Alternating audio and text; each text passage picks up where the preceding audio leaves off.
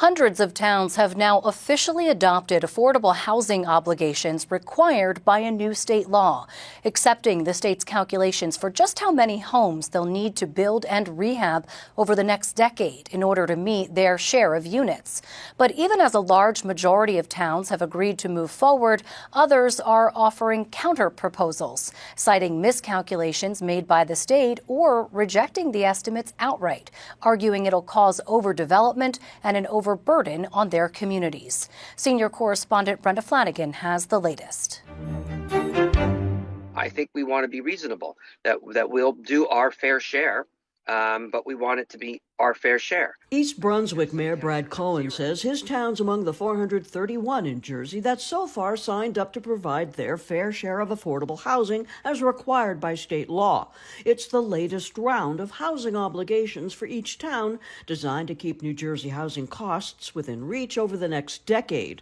Cohen agrees with that. We need to try to help our starting teachers and the people working in medical offices and the starting police officers and all these people who are probably somebody's child, and not force them to have to leave New Jersey because it's so unaffordable. The state calculates New Jersey needs to build or rehabilitate 65,000 housing units for its current population and another 81,000 over the next decade. It's the fourth and latest round of state-imposed fair share housing requirements since the program began, and advocates are impressed to see more than 400 towns signing on. That is a level of participation we have never seen in the 50 years since the Mount Laurel Doctrine went into effect, and it really shows that the law is working. And I think a lot of these smaller towns are saying, wow, here's actually a way to comply that doesn't require spending a lot of money on lawyers, that doesn't require an endless process. Why don't we do it? Fair share advocate Adam Gordon says most participating towns accepted housing requirements calculated by Jersey's Department of Community Affairs,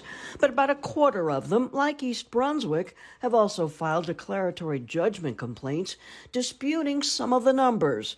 East Brunswick claims only 44 acres here are even buildable, not 175. So there were some areas that they had given us in the map that they provided that were just not buildable. So we came back to them saying that we're not against affordable housing. We're not telling you we don't want to do it at all. But what we are doing is looking at where we think they could be and where you think we could be. East Brunswick pointed to deed-restricted farmland, wetlands, and rights-of-way that are unbuildable and filed to reduce its future obligation down by about 50 units.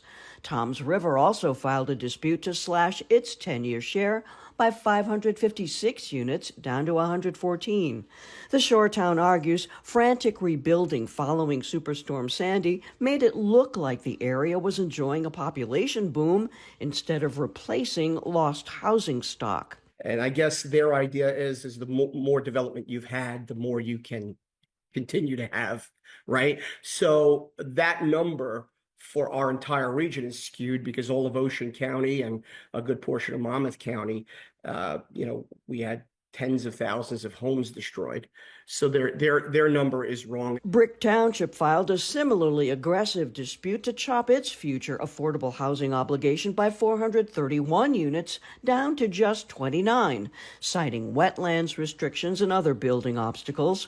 Gordon expects that could lead to a challenge. I think it is highly unlikely that you can comply with the law's calculations and be off by that much. We're obviously going to have to take a closer look at that and decide whether we file an objection. A DCA spokeswoman says the department used aerial imagery to identify potentially vacant land areas and analyzed construction permit data to make housing calculations. New Jersey's suburban towns have launched legal battles against fair share housing obligations ever since the first Mount Laurel decision. Some 27 municipalities sued to block this fourth round and have so far lost in court, claiming the law is unconstitutional and unfair to suburbs. That's where the biggest pushback is coming from. For every 10 people that move into an urban 8 municipality, suburban communities have to create new affordable housing for 4 people. And it's a broken formula. The answer to it is not building on every last available inch of space in the state. What happens next? Each town's housing plan and their disputes over the numbers will be evaluated. Towns will have until June to formally adopt building plans that will house the next generation of residents. I'm Brenda Flanagan, NJ Spotlight News.